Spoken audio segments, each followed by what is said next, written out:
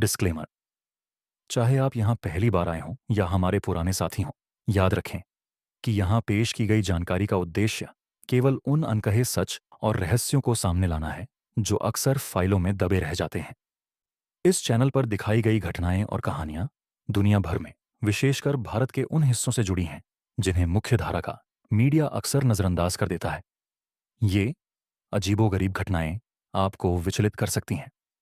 दर्शकों को सलाह दी जाती है कि वे इसे अपने विवेक से देखें, क्योंकि यहाँ हकीकत किसी भी कल्पना से कहीं अधिक खौफनाक हो सकती है।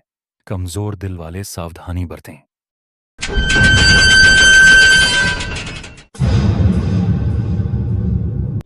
तो आज के पहले इंसिडेंट में बात करते हैं राजस्थान के एक छोटे से गांव में, जहां रात 2 से ढाई के बीच में कुछ ऐसा घटा जिसे सुनकर पूरा इंडिया शॉक में है। रात के 2 बजे हुए थे। सारे गांव वाले अपने घर में सो रहे थे।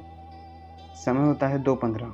अचानक से गांव के 50 लोग अपने बिस्तर से लेटे लेटे अपने आँख खोलते हैं और सब एक ही साथ एक ही रिदम में अपने घर से बाहर निकलते हैं और एक तरफ चलना चालू कर देते हैं। चलते चलते वो गांव के एकदम बीचों बाज में पहुंच जाते हैं।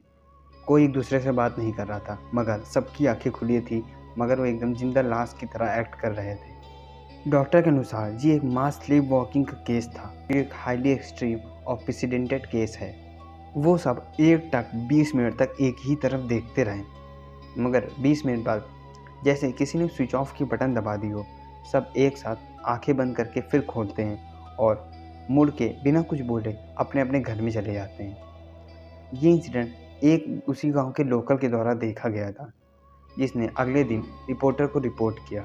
फिर जब पुलिस को बुलाया गया और पुलिस ने उन 50 लोगों से पूछताछ की, उन्हें रात का कोई भी सीन याद नहीं था। लेकिन इसका सबसे बड़ा सबूत उसी गांव के बीच में जाके मिला, जहां उन 50 लोगों के फुटप्रिंट मिले, जो एकदम गोला आकार में घूमते हुए दिख रहे थे, जिससे उस चश्मदीद गवाह की बातों को सच माना गया।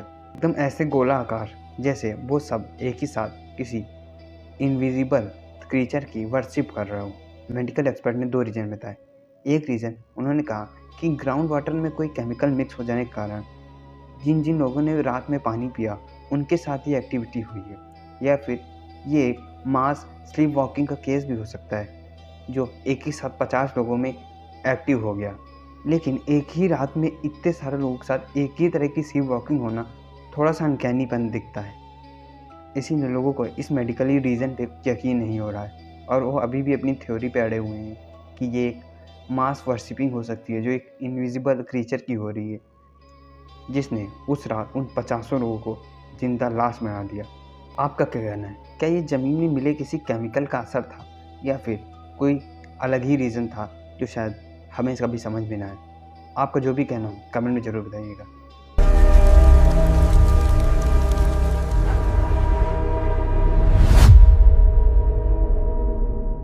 मार्च के शुरुआत के समय में कर्नाटक और पुणे के कोस्टल एरिया में कुछ नाइट विजन सीसीटीवी कैमराओं की फुटेज वायरल हुई, जिसमें कुछ शॉकिंग दिखा। इन फुटेजेस में हमें दिखता है कि स्ट्रीट डॉग का ग्रुप रोड पे चल रहा होता है और चलते चलते कुछ सेकंडों बाद वो सब एक ही जगह स्टैचू हो जाते हैं। तो आपको लग रहा होगा ये कोई एक कोइंसिडेंट हो सकता है, पर वो 1-2 सेकंड के लिए बल्कि पूरे 32 सेकंड तक स्टॉप रहे, जो कि बिल्कुल नॉर्मल नहीं है। कुछ आसमान की तरफ और कुछ एक खाली दीवार को घूरते हुए दिख रहे थे। उन सब के दोनों कान ऐसे खड़े थे जैसे उन्होंने कोई डेंजर चीज़ देख ली हो, लेकिन उनके शरीर का कोई और अंग नहीं हिलता। उनके मुंह से आवाज़ नहीं निकलती, जैसे किसी ने उन्हें रिमोट से कंट्रोल कर लिया हो। फुटेज में नीचे का टाइम तेज़ी से बढ़ता है, पर वो सारे डॉग अपनी जगह से 1 इंच भी नहीं हिलते। एक्सपर्ट का कहना है एक नया न्यूरोलॉजिकल वायरस, जो अक्सर हम स्ट्रीट में जो फूड फेंक देते हैं उसके खाने की वजह से हो जाता है, जिसकी वजह से हमारा नर्वस सिस्टम कुछ अजीब प्रकार के कीड़ों के द्वारा कंट्रोल कर लिया जाता है और वो कोरोना के जैसे जानवरों में फैलता भी है। एक्सपर्ट का ये भी कहना उसी वायरस की वजह से इन सारे कुत्तों का बिहेवियर एक ही तरह था और अजीब था, पर लोकल के बीच में डर फैल गया। सारे लोगों ने रात में निकलना पूरी तरीके से बंद कर दिया है।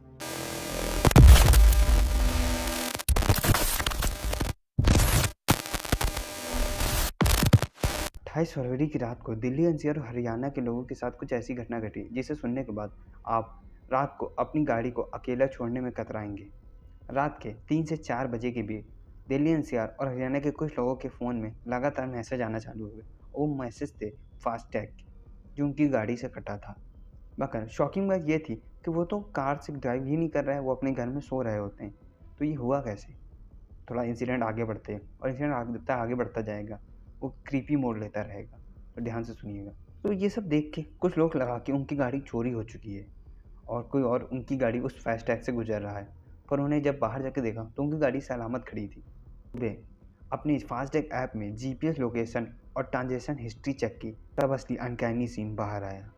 सारे सेल्फ डिटेक्शन एक स्पेसिफिक टोल प्लाजा की लोकेशन पे हुए थे, जो पिछले 2 साल से खुला ही नहीं है। उसे पूरी तरीके से डिमोलिश कर दिया गया और वहाँ पे एक 4 लेन हाईवे बन चुकी है। NHAI ने इसे सिस्टम ग्लिच या बैकएंड डाटा एरर बताया। पर जब उस स्पेसिफिक टोल प्लाजा में कोई कंप्यूटर ही ऑपरेट नहीं करता है तो ये ग्लिच हो कैसे सकता है, वो भी उस फास्टैग पर, जो बिल्कुल भी एक्टिव नहीं होना चाहिए, जो 2 साल पहले डिमोलिश हो चुका है। इसके पीछे कोई भी स्पेसिफिक रीज़न बाहर नहीं आया है, ना पुलिस के द्वारा ना सरकार के द्वारा। इस इंसिडेंट को और अनकैनी बनाता है।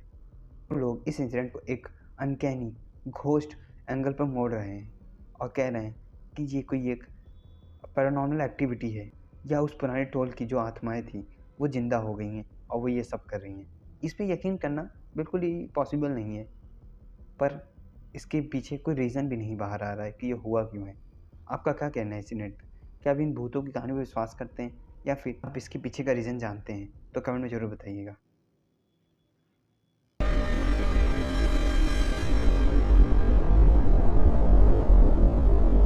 1987 में शिकागो के PBS सहयोगी WTTW-11 पर डॉक्टर हू के प्रसारण के दौरान मैक्स हेडरूम का मुखौटा पहने एक रहस्यमयी व्यक्ति ने दखल दिया और शिकागो में अब तक के सबसे अजीबोगरीब पायरेटेड टेलीविजन का प्रसारण किया। Most uncanny hijack. That is stupid. You should hook up with the old ones of your tribe. That is the only way to learn. I'll get you a hot drink, miss. I've done some dry clothing. Checks worse now. Jesus. I still see the X. My files.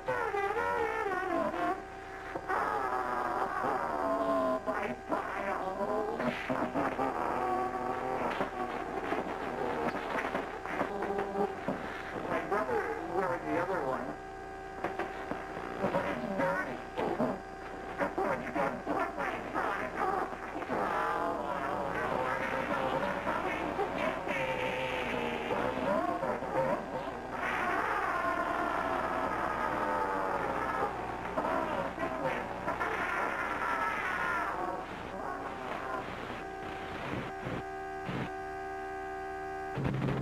As far as I can tell, a massive electric shock. He died instantly. generator? Oh, you're always so careful. ये कोई डरावना video नहीं है, ये बस एक ऐसी घटना है जो शायद अगर CCTV में रिकॉर्ड ना हुई होती तो उस इंसान के लिए ये एक गहरा सदमा बन जाती।